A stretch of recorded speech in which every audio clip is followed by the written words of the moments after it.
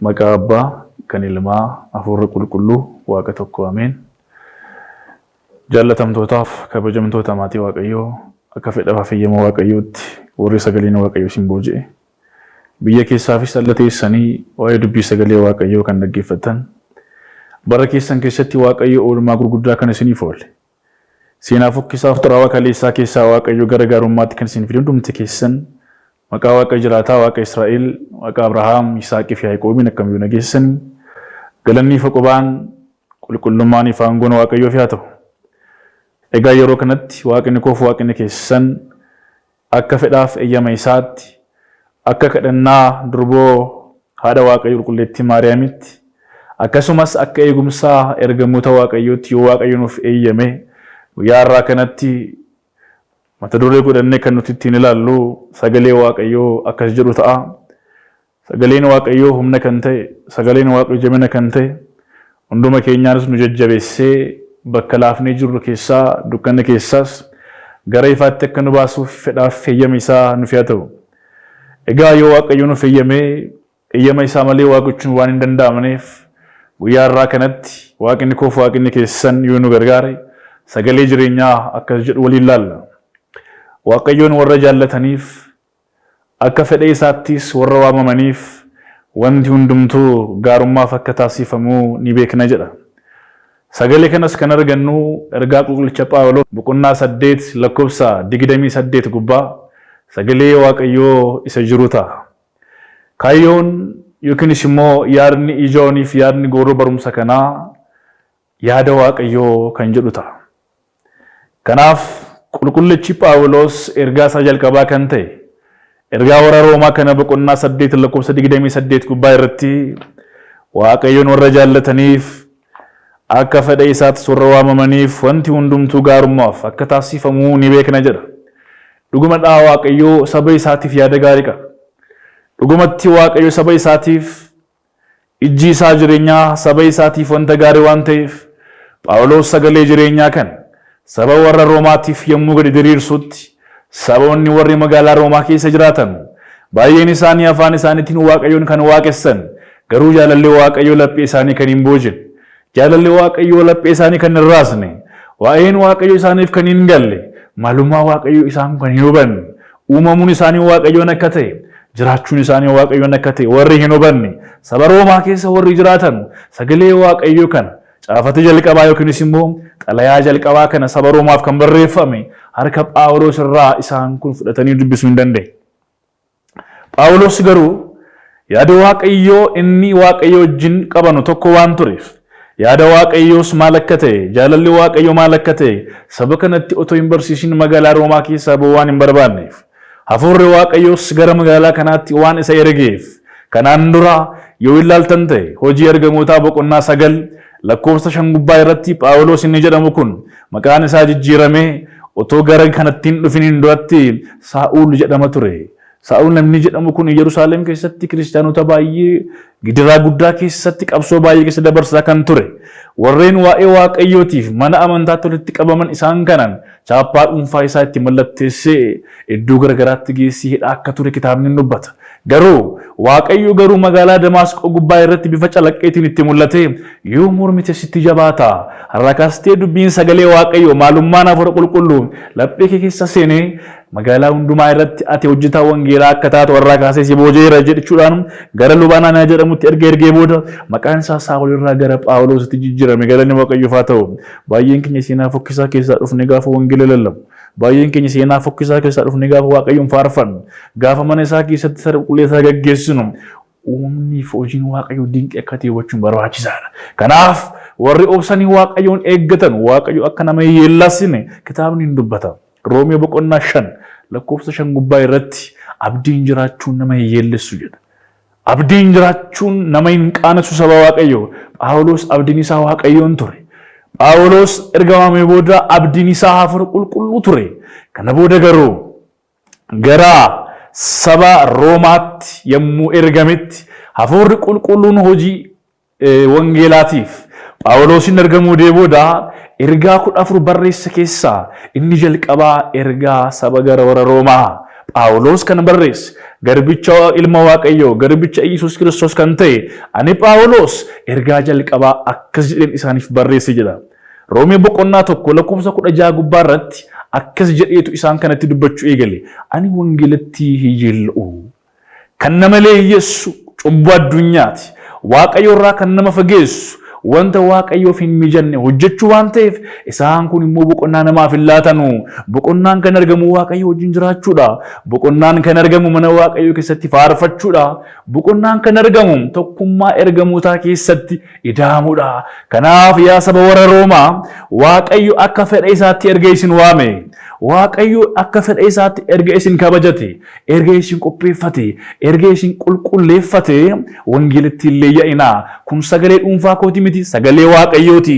Kanaaf warri sagalee Waaqayyoo dhagaan hundumti isaanii mootota irra hin caalu jedhee Roomee boqonnaa 8 lakkoofsa 37 gubbaa irratti akkuma dubbate mootota irra hin caalu. Warri sagalee Waaqayyootiin booji'aman, warri kennaa Waaqayyoo fudhatanii aarsaa laphee isaanii Waaqayyoof kan dhiyeessan isaan kun mootota hundumaa irra hin caalu. Kanaaf akka fedha Waaqayyootti akka yaada Waaqayyootti warra waamamaniif wanti hundumtuu gaarummaaf akka taasifamu hin beekna jedhe Phaawulos. Baay'een keenya kan hin beeknu.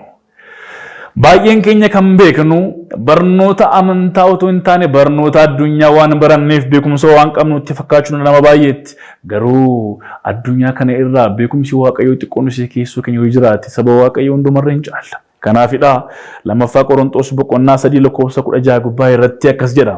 Isa nu jaallate fayyisaa keenya mootii keenya Iyyasuus Kiristoosiin kabaja irraa gara kabajaatti ceena jedhe. Phaawulos boqonnaa 3 lakkoofsa 16 kana gubbaa irratti gaafa barreessu kabaja irraa gara kabajaatti ceena jedhe. Namoonni sagalee Waaqayyoo dhagaan hin kabajamu sagalee Waaqayyootiin. Namoonni akka yaada Waaqayyootti waamamu hundumti isaanii seenaa isaanii keessaa gara gaarummaatti akka baanu kitaabni ni dubbata.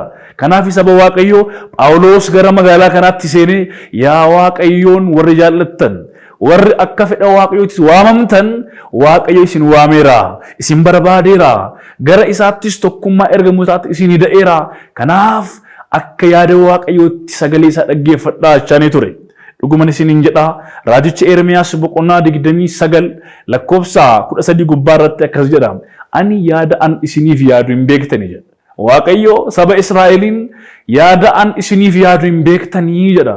Dhuguma yaadi Waaqayyo nuuf yaadu yaada haatiif abbaan nu jaadan caalaa ol ka'aadha saba Waaqayyo.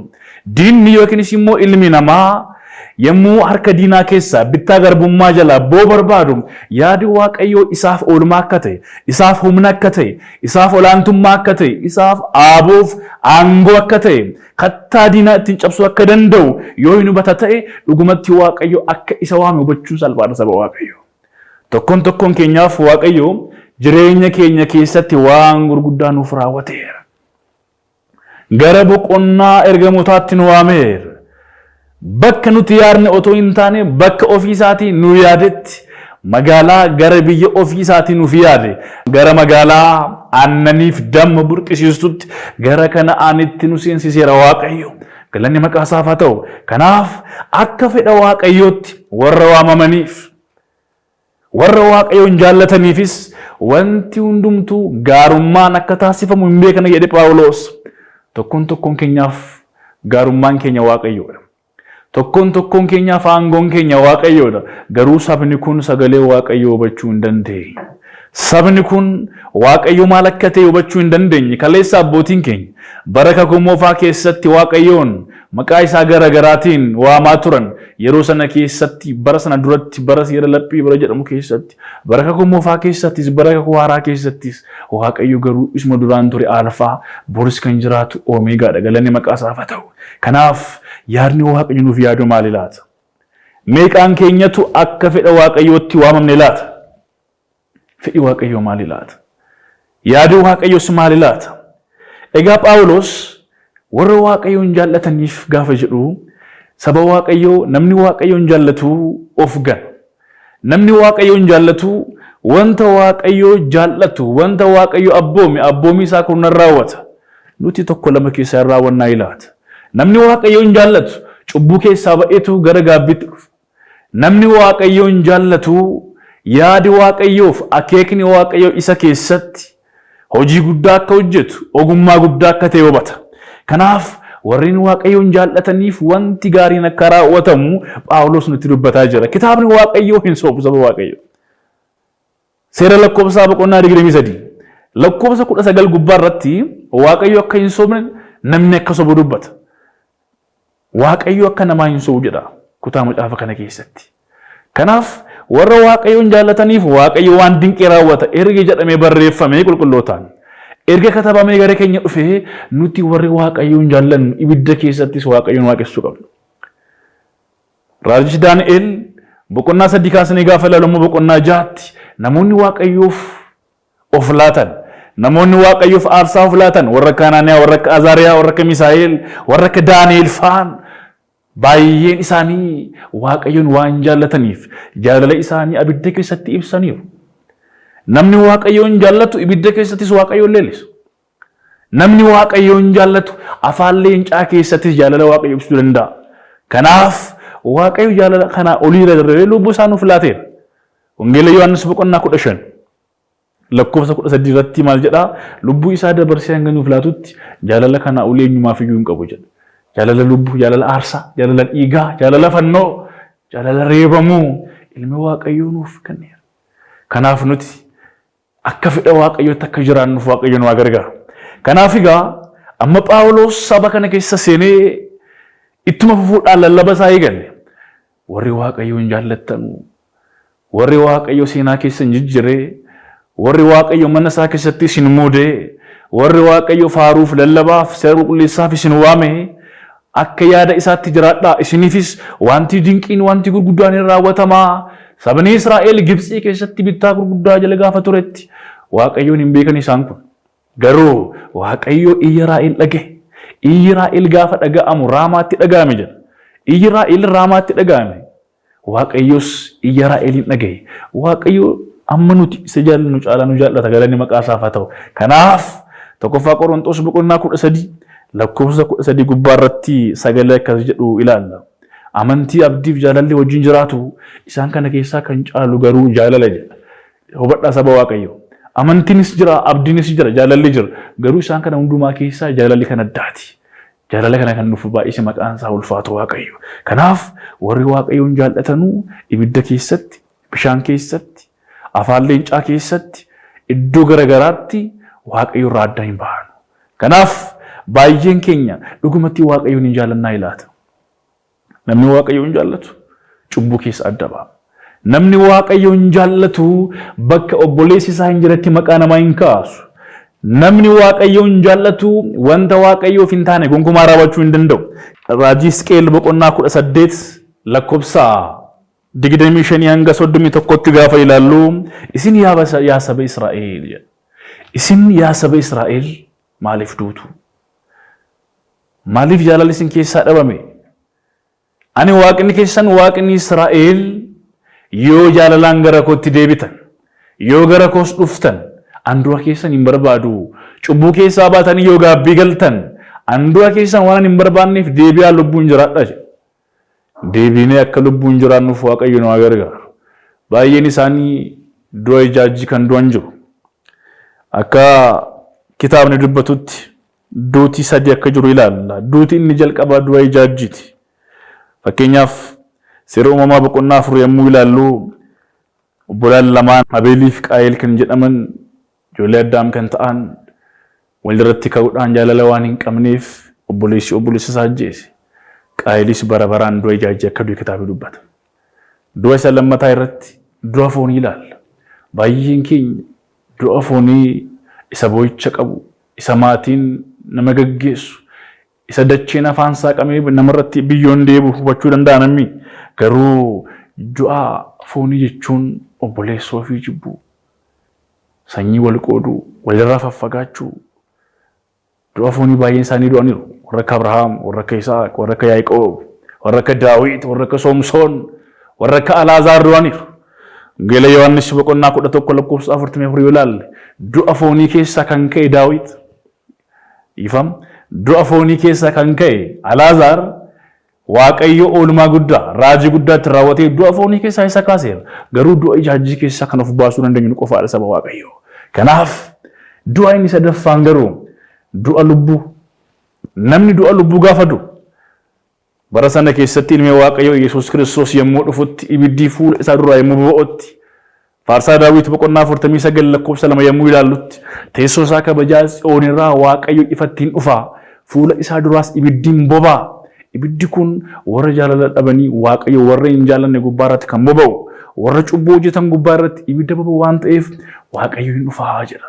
Kanaaf otoo waaqayyo hin dhufin akka wal jaallannuuf mana isaa keessatti gaabbii galee akka jiraannuuf waaqayyo nu gargaaru. Egaa kanaaf Phaawulos warra waaqayyoon jaallatan jedhee gaafa dubbatu nuti hundumti keenya ofii keenya irra dabarree obboleessa keenya akka jaallannu waaqayyo nu gargaaru.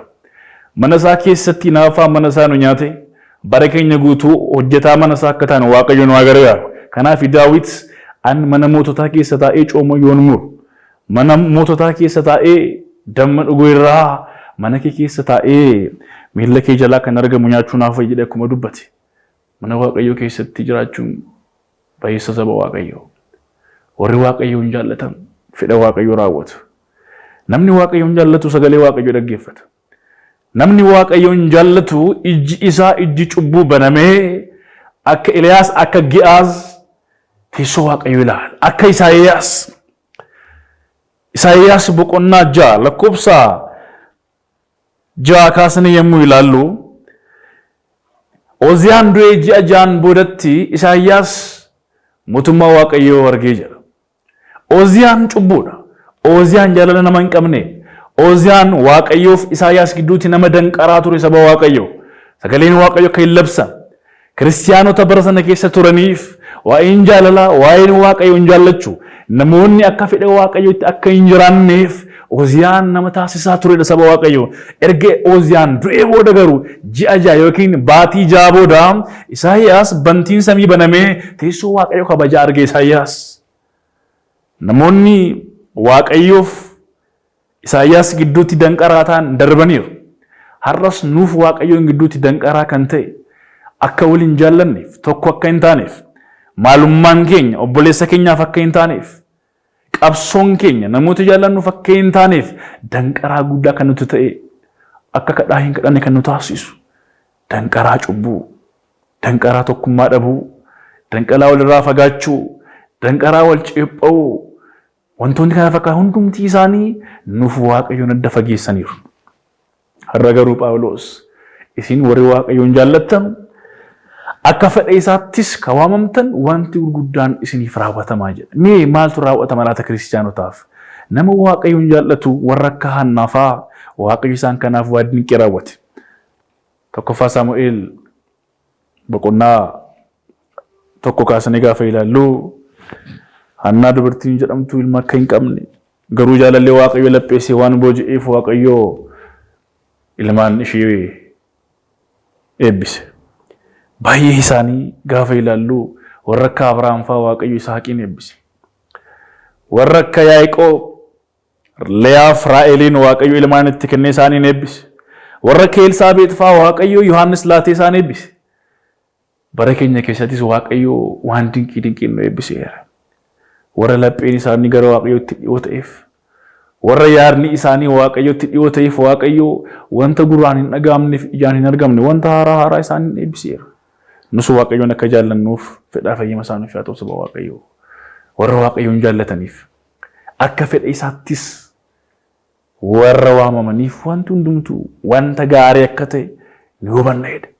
Saboonni baay'een isaanii jaalala waaqayyoo dagatanii baay'een isaanii badaniiru. Warra akka magaalaa Sodoom, Gamoraa, Sobaa'oo, Sobaamaa, Adaamaa, magaalaan Sodoomiif Gamoraa 5 waaqayyo jaalala isaa waan hin beekneef, sagalee isaa waan hin dhageenyeef magaalaan 5 gubataniiru.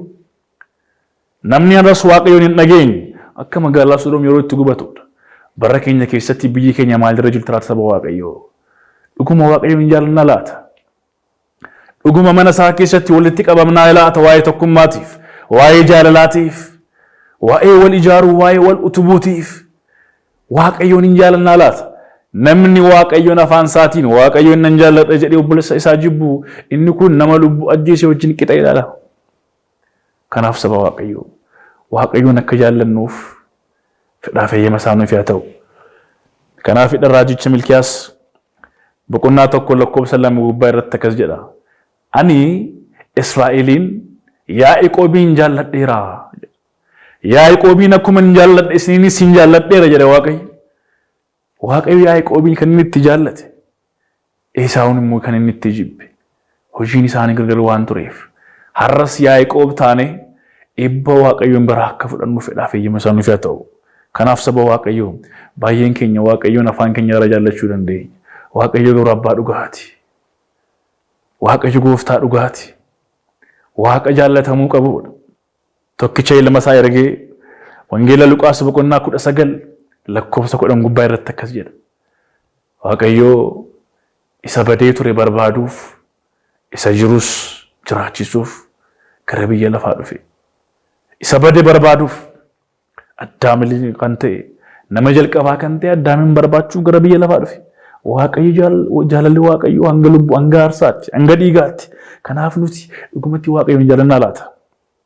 Baay'een keenya wallollee yookiinis namoonni baay'een isaanii karaa garaagaraatiin wallolanii adaraa Waaqayyo araaramaa jedhanii yommuu jaarsolii gidduu dhaabatan kan isanii waan baay'eetu jiru. Maqaan Waaqayyoo iddoo waamametti miilli Waaqayyoo bakka dhaabatetti Waaqayyo waan jiruuf jaalalli isaas daran hedduu waan ta'eef maqaan Waaqayyoo araarsaa bara baraati. Kanaafidha Roomee boqonnaa 8 lakkoofsa 34 gubbaa irratti inni du'a umees inni ka'e mirga abbaa isaa kan taa'e waa'ee keenyaaf kan murteessu Waaqayyo hin dhufa jedha. Murteessaa keenya Waaqayyo. Dagmoom fannoo gubbaa irratti nuuf abbaa walitti kan araarse jaarsa dhugaa kan ta'e dhiiga isaatiin kan nu araarse cubbuu keenya kan barbadeesse jaalala isaas kan nuuf ibse dhiiga isaatiin maqaa keenya kan mallatteesse jaalalli Waaqayyo guddaadha. Waa'een Waaqayyoo dubbatamee kan hin dhumne saba Israa'eliin galaana addaan kutee kan ceesise. Magaalota garaagaraa ibidda keessaa kan baase. Namoota ilmaan hin qabneef ilmaan kan laate. Warra dhukkubsataniifis qoricha kan ta'e. Warra ija hin qabneefis qaroo kan ta'e. Warra miilla hin qabneefis deemsa isaanii kan isaaniif ta'e. Dhugumatti Waaqayyo jaalala. Jaalalli Waaqayyo maaliin ibsama laata? Jaalalli haadhaa imimmaaniin ibsama. Jaalala Waaqayyo garuu akkamitti ibsina laata? Akka isa jaallannuuf hafuurri qulqulluun nu gargaaru. Warri Waaqayyoon jaallatan magaalaa badiisaa keessaa godaananiiru. Warri Waaqayyoon jaallatanuu akka qulqulleettiin Ruboo Maariyaam gara Gibxiitti ari'amaniiru. Warri Waaqayyoon jaallatanuu sababa maqaa Waaqayyootiif soorata malee, nyaata malee, kophee malee, uffannaa malee biyya keessa ari'amaniiru.